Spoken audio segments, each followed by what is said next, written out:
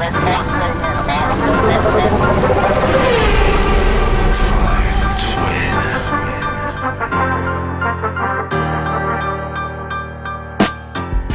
everybody to Drive to Win. I'm Justin Bell and we're here in the Wynn Las Vegas for this very special episode because finally the race happened. The inaugural Heineken Silver Grand Prix of Las Vegas was last night, and here we are all bleary-eyed and sort of saggy skin and looking pretty old right now, I think. I'm joined by Darren Jack. You remember him? He was a guest quite a few weeks ago actually on the show, but here you are in person. I'm here. But actually a bit of a bloody miracle that we're here in the morning on the Sunday after probably one of the most epic races of the year. And, well, thanks for getting up, Darren. But I just wanted to jump around a bit because I'll tell you what, there was so much speculation going into this race. We have spent 6 months building up last night. And, of course, the circus came to town. And I'll tell you this, when you walked into the paddock on Thursday night, and for the first time, you saw everything set up. You saw just the way the lights were done. The scale of this thing was quite extraordinary. I actually went to the Raiders game on last Sunday, which gave me a taste at the Allegiant Stadium of how people do things in Vegas. And that was just like an appetizer for what we had. Darren, I got to say, mate, when you stood there and you saw everything unfold, you thought Las Vegas, if they manage to have a good race, this is going to be one for the books. It certainly was one for the books, wasn't it, Justin? I mean, I'm just getting chills from your opening talking about it. It's kind of hard to believe we were there for the inaugural Las Vegas Formula One race, and it's also hard to believe it's over already, and what a spectacle it was. You and I obviously grew up in England. We spent a lot of time in this country and in North America for some time, but man, the Americans know how to do it, let's be honest. It was wild. I mean, so for me, obviously it had a little bumpy start on Thursday. We've all dealt with that. Long gone, as Toto Wolff said, who's going to remember a manhole cover if we have a good weekend? And by George, he was right. The spectacle was extraordinary. Now, one of the big features of being there was the Wynn Grid Club, which had the best view looking over the pit lane as they went into turn one there. And I said to everybody, this is the spot that we're going to see some tremendous action. But way before we got to that, it really was about the action in the paddock. It seemed like the celebrities had come along. I mean, I'll read the people that we saw out there. I mean, Brad Pitt, we know he's making a Formula One movie, but he was there. You don't get any bigger than that. Rihanna looking very cool. Justin Bieber waving the flag. David Beckham, who seems to be everywhere. Lindsey Vonn, of course, a world-class skier. Cara Delevingne. Gordon Ramsay just said he'd opened his 7th restaurant in Vegas, so no wonder he could afford to be there. Usain Bolt, who was on the grid he was funny. He started out with one interview quite enthusiastically, and by the end of it, I think he'd run out of road. And Paris Hilton, which, I mean, where did she get dug up from? We haven't seen Paris Hilton for an awful long time, and she was there, and it was actually really nice. It suddenly put a human face on one of the partners for McLaren, which is obviously Hilton Group, and Paris Hilton was like, "They're my drivers," and it was actually very, very sweet to see that. I mean, it was just incredible. Now, let's talk about the fans. The fans started off, a little rough for them as well when the free practice 2 was cancelled. But what they got to see over the last couple of days was something, if you've never been to a Formula One race, you might think that was normal. But Darren, that was not normal. That was not a normal spectacle for a race. Well, for you, what were some of the highlights just as a visual, just as the show? Yeah, I mean, a lot of visual, right? You got an amazing backdrop with these beautiful hotels and these lights. I always think that a spectacle or a sporting event always looks better under lights. Yeah. We don't really have too many in Formula One. We've got the beautiful traditional tracks, of course, of the Silverstones, the Monza, and you've got this unbelievable track, which didn't disappoint as well, by the way. We'll talk about that. And then you've got this fantastic backdrop with the lights, these beautiful cars. I mean, we've been to many races. We've been around it our whole life. And it's my 61st Formula One Grand Prix, my 7th this year. And I'm standing there in awe of these Formula One cars going by under the lights with these amazing paint schemes. And action happening and fans around me that just having a great time, and I'm getting chills, Yeah, and I'm around it a lot. I'm sure the same is for you, right? Yeah, I mean, it was just incredible to also to full credit to the organization. And I know they've taken a lot of knocks over the last few weeks, in setting up something that's such a disruptor into Las Vegas. And then they had, all they needed was a clean execution. And obviously Thursday again, just a disaster. But the egress, the ingress, the way the coaches ran, taking you from place to place, the movement of the fans. You guys here in Las Vegas know how to do this. I tell you, it was outstanding. And everyone I saw talked to in the hospitality suite, these were big businessmen. These were people who had come from near and far. But if they were locals, if they had actually got into the race and they were fortunate enough to be there, it was like a validation for them. And I really enjoyed seeing that. They were just so excited and proud. So anyway, I thought it was absolutely bloody marvelous. I thought the pit lane lights, I did think in a minute they're going to have to turn off those lasers before they start, because it was just like this lights going everywhere. And then you kept them on, by the way. They kept them on. And then you've got the sphere. Oh, and that was spectacular. Probably, and I mean, just to see the full course yellow, on the sphere, to me, I was like, that's the world's largest yellow flag. Yeah. And you can see it from space, but just absolutely incredible. So race came around quite fast when we were actually seeing it. I don't know, because you were down on the grid, weren't you? You were near the grid. It was in the garage, and then on the pit lane before the grid and everything like that. I had a couple of NFL players with me and showing them around. One of them, it was his first race. Oh, wow. The other one, it was his second. Okay. But he's not a Drive to Survive fan, so he's more of a longer term F1 fan. So he had a lot of knowledge.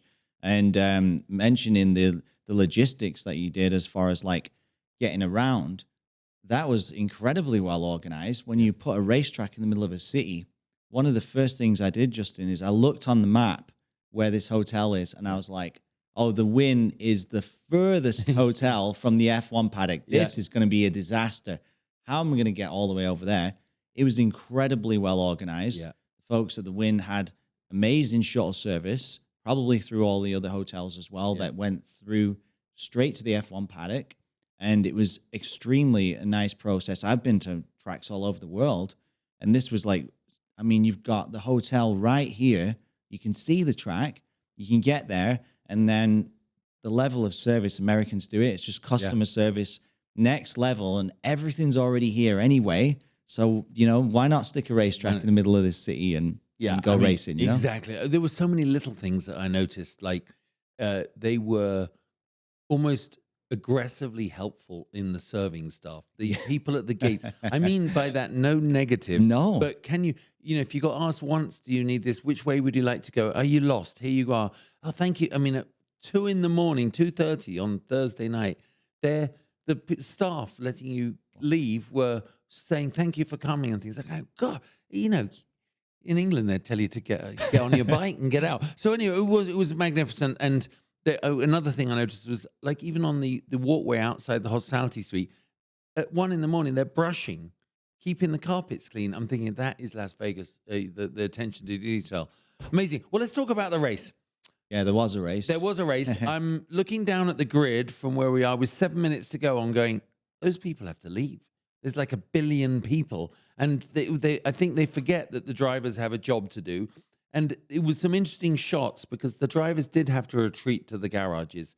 The old days of standing out there on the grid and waiting to get in the car. You can at some races, but not here. Too many celebrities, too many people, too much media. So I think they came out at the last minute, didn't they? The drivers sort of ran across. Yeah, they were. Actually, I was in the F1 paddock and I could see some of the drivers coming even all the way back to hospitality. Normally you do the usual thing, bathroom break, one last, a quick drink of water or something like that. But there was literally minutes before they got in the car or did after the anthem that they were still running around the paddock. It was hard to believe that they were there, but there was so much kind of chaos. Yeah. And I can see it from like a Max Verstappen kind of point of view where he's like, he just wants to go in his race car and be a racing driver, right? Yeah, totally. The business side and the razzmatazz and stuff like that.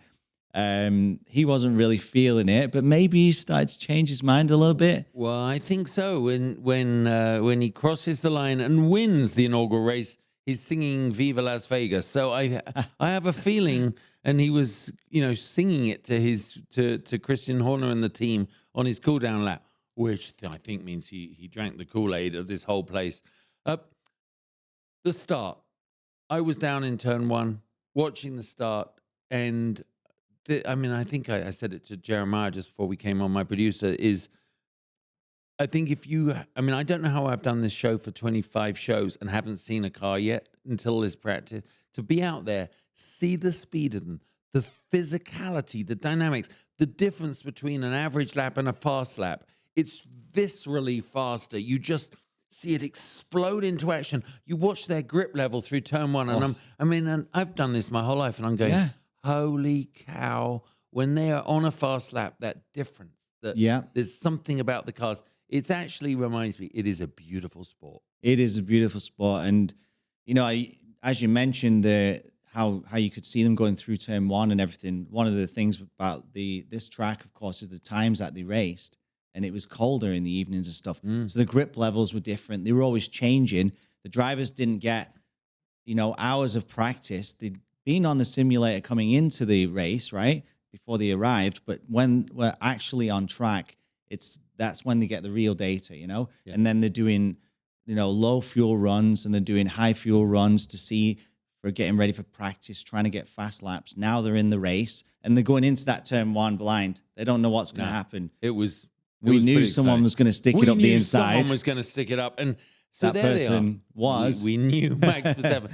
So at the start, we're looking down. It was amazing to see a million cell phones up recording the first corner. And when Max went in there, and so Max Verstappen at the start pushed out. Everyone watching this has watched the race anyway, but that was a really cheeky, pretty dirty move to deliberately drive. He deliberately drove him out to the edge because he knew that Charles was going to have the inside for the next two rights. And to be honest, that would have been the key to the race if Charles had been able to do that. So he pushed him all the way wide, and he got a 5-second penalty, as you know. But that actually was he said, I probably deserved that, and he took it and he served it. But so much happened behind him right there. Fernando Alonso, he spun on his own, just trying to push it. And you see the cars working through there. And I'll tell you, as a driver, they are literally seeking out the edge of grip all the way through on those tires with everybody all around them. And the tires being cold, of course, because they just started the race. So with the heat not being up to, in the tires, getting a lot of temperature into them, you've got less grip. And you seeing how far you can push it up the inside. And Fernando did that. Ended up spinning around, and then Valtteri Bottas, my guest of last week, he got hit him, and then I didn't know, it looked a bit like Valtteri was like, sod this, and hit him again, but it wasn't. It was just taking his foot off the brake, and then he got hit by Sergio Perez, and Carlos Sainz then understeered into Lewis Hamilton. I'm going, that's like, there's only 20 cars out there. We're about to lose 6 of them in the first corner, but of course, what it did is, in a city known for entertainment and drama, it actually set the scene. It upset the status quo, and the roar from the crowd. It was like at a football game or whatever, World Series game. It was incredible to see the crowd react and cheering, right? Yeah, it was like a Coliseum, wasn't it? Yeah. Because, you were on the outside of turn one. Yeah. I was on the inside in the Paddock Club suites at that point. And you can really feel the energy from the other side of the crowd. And one thing about this facility and this track, I would highly recommend it to anybody who would go in the future, is to try and get a seat along that front stretch or in one of those suites. And because you're so high up, and you're also really close to the track, so you feel like you're right there. Yeah. Whereas other sort of traditional racetracks, you're quite a bit further back. So you're in the Coliseum, they're going into turn one, and then there's all kinds of carnage happening, which creates an exciting race to start with, because now we have a virtual safety car. Yeah. Which ended up with a full safety. What was it? Did the safety car come out? It did a little bit. It did a little bit later, but Perez at that point had already pitted. So now he's on an alternate strategy.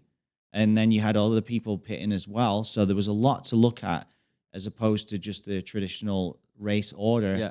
For those who know more, you know that when you've pitted early, there's people that can come through the field. And then there was a few other situations that happened next, right? Yeah. Well, I mean, for me, it was, when Max got in front, I'm like, oh, here we go. Yeah. But then Leclerc did not let him get away. He stayed within, but just out of DRS zone, 1.2 seconds, 1.4 seconds, 1.6 seconds. And I'm looking, then it got to 2, and I'm thinking, oh, this is not good. But it was actually, he then dropped the gap down again. And then, of course, we had that bloody big hit by Lando. And so he lost it going through the left-hander. But then when he hit that wall, it gives context when a car hits the wall to how fast they are. Because he went about 300, it looked like 300 meters down before he hit the end retaining wall with all the soft barriers.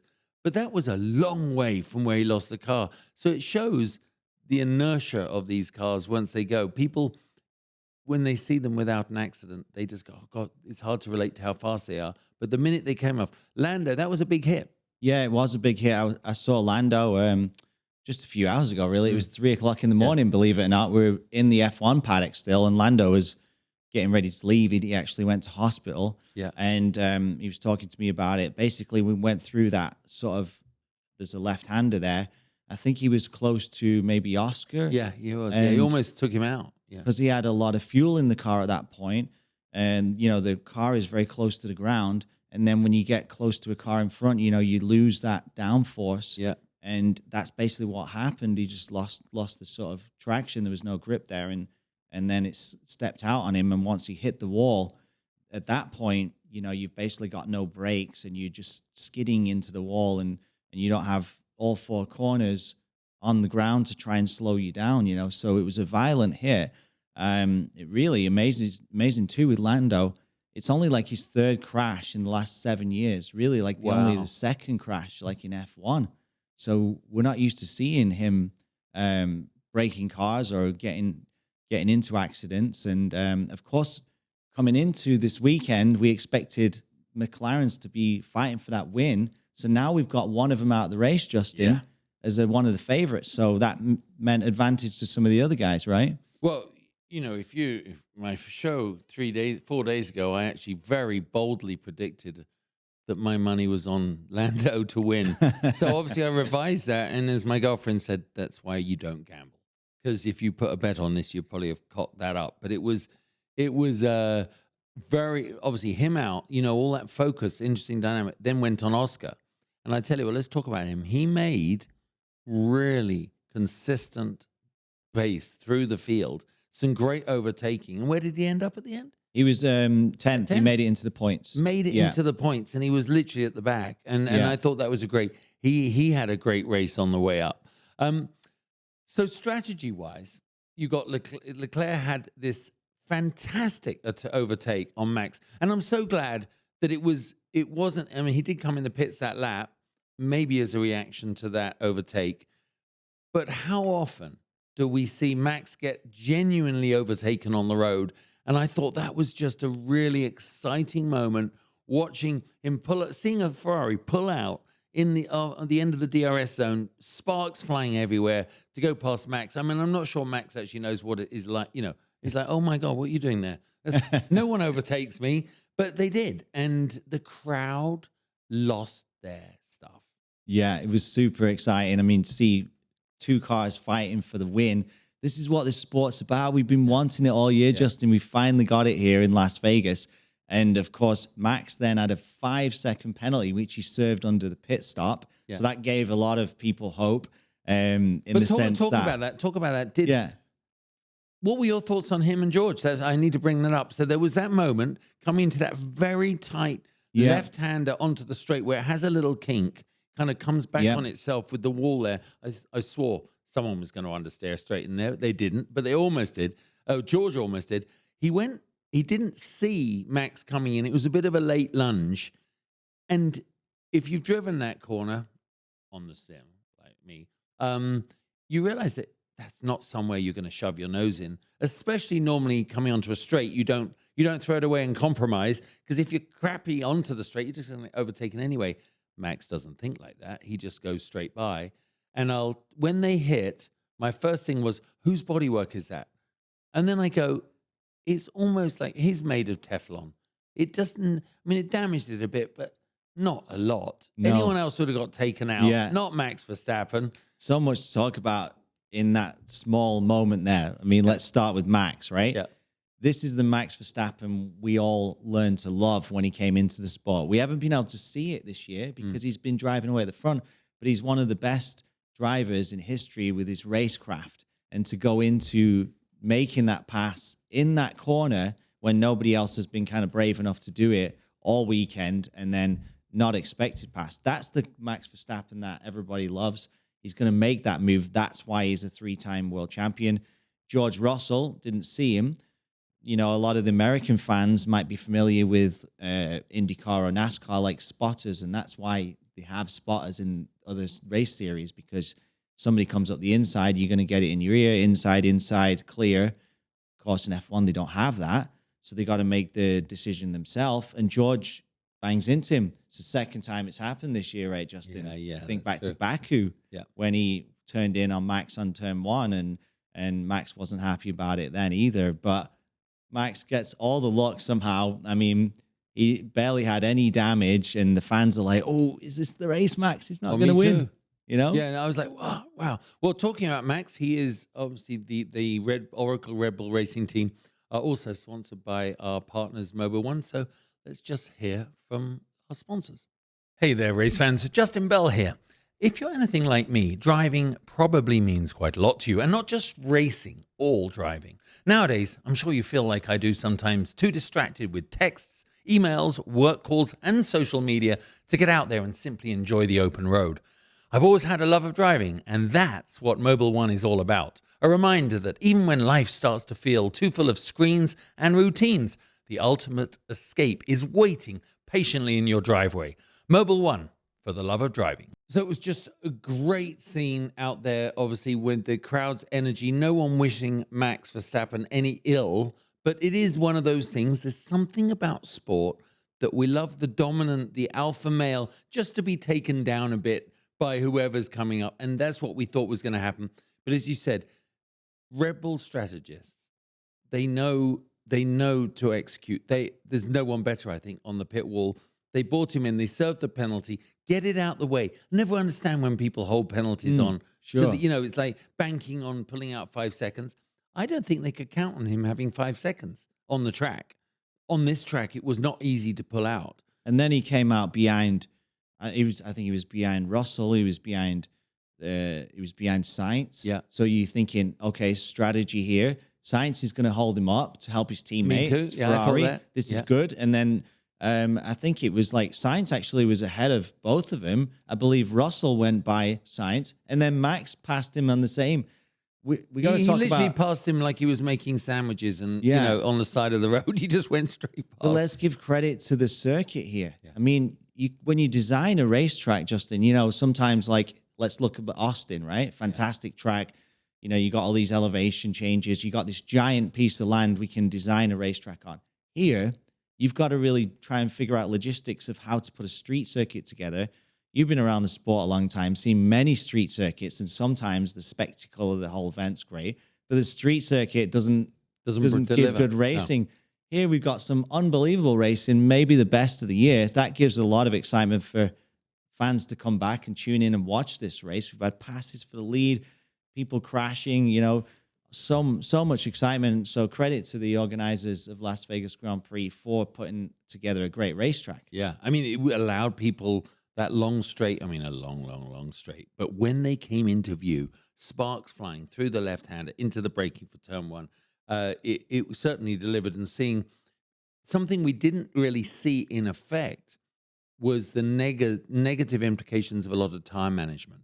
We didn't really, in that middle bit, like yawn, you normally go, okay, now they're on 6 or 7 seconds off the pace. They didn't. We had battles the whole way. And that was interesting because they obviously went with the 2-stop strategy. But what happened to Williams then? There they are. I'm watching 2 of them. They're nose to tail for a lot of the race in that beautiful new livery they had. It was a special Vegas tribute livery that I thought was. I thought of you. I thought maybe they got helmets disappearing out the door. But what a performance by Logan at a time that he needed to perform. I mean, he was they were locked out the third row of the grid to Williams. Some of the people who watch our sport these days have forgotten Williams were a powerhouse. They hold some of the records right at the top, don't they, of everything. But then you know, in this race, I thought that was exceptional. The top speed of the car, and everyone can say, "Oh, it's got such top speed." So that's like slightly detracting from the driver. But no, Logan put a lap together. He held it together, and so did Albon. So did they Albon. Qualified so well, yeah. but then for them to come away from this event with no points, Justin, I know they got to be devastated at that. Yeah, and yeah. You got Logan Sargent. Obviously, you've talked about him a lot on your past shows, being the only American driver. He's finished in the points once, and we thought, here he is. Going to finish in the points, but the Williams team just couldn't put it together, and then didn't end up with any points after that. I'd have lost another bet because that's one I was thinking of. So end of the race, fantastic to see Max just keep doing what he does, and actually a little bit like we joked right at the top of the show. I'm sure he likes Vegas a bit more than he did. He didn't say he didn't like Las Vegas. Actually, he just didn't like the pomp and ceremony. But he does win it, not by a country mile, but right behind him, you have, I mean, I thought that Checo Perez, he had an amazing race. This is the race. This is the race that he should have done all year. His job is to be number 2. I'm sure he doesn't want to hear that. His job is to be a bloody brilliant number 2 and always be there for his teammate. He hasn't been doing that. He did do it here. But when he overtook Carlos Sainz, with like 1 lap to go, the grandstand went nuts around me. There was, a huge Latino contingent, huge. And they screamed, and it was just fantastic. We could hear them chanting. Yeah. And then he goes and retakes him under braking, at the end of the DRS zone to get back second place. And the same guys are cheering. I mean, honestly, everyone was so wrapped up in the moment. Yeah. There was a roar, and you could see the screen just a little bit from where I was. Yeah. So you heard this roar because on the outside, the fans have got a better view of the screens and they can see him coming. And there's some sort of Red Bull, looked like maybe they'd hit the wall or something. What's happening? Is that Max? Yeah. And then they come across the line, and 1 Red Bull, and then the Ferrari of Charles Leclerc, of course. And then you've got Checo, had amazing drive. And I was talking to him after the race and his manager, and they were still very happy, even though he obviously lost that second position.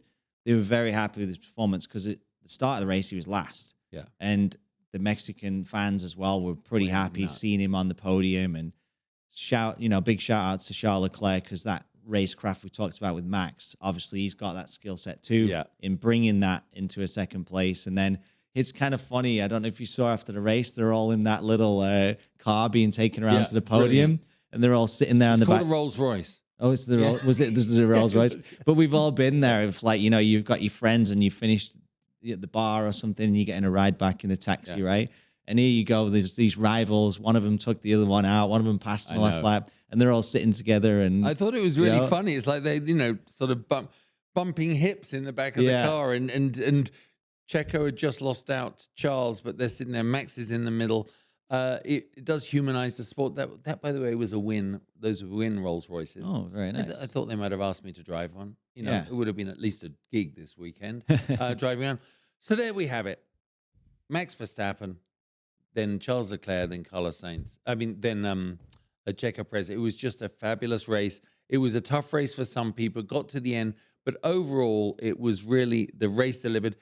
Nice to know that all that was really getting on Christian Horner's nerves, I think, was the worry of not finishing 1-2 in the Constructors, which they now have locked up. In the Drivers' Championship, which now they've locked up. Lewis is unfortunately didn't have the race he had hoped. But there is also in the manufacturers, I believe, you got the sheet in front of you at the bottom. Yeah, there is still a race to go to with one to go. One more race next weekend. Yeah, you've got the 2 Mercedes finishing in the points. You had the 2 Aston Martins. Shout out to Lance Stroll. Yeah, really E5. Good drive. Yeah. Fernando finishing in the points. And you've got, Red Bull with a 822 point lead, basically total over Mercedes in second place with 392. So there's like double their score, of course. But you've got Ferrari just sitting just shy, right? Yeah. So 4 points behind with 388. So one race to go. So much excitement going into Abu Dhabi. Is it going to be Ferrari P2 in the championship? Is it going to be Mercedes? Put you on the spot, Justin. What do you think? I actually think Ferrari are going to carry this momentum on. I think, remember, I keep saying to people, I said it last night, a group I was talking to, every point is worth tens of millions of dollars. So it's massive. Commercially, all the way back. That's why Gunther Steiner will get a little aggravated with his guys. Like 1 point, you think, yeah, 1 point. That changes everything.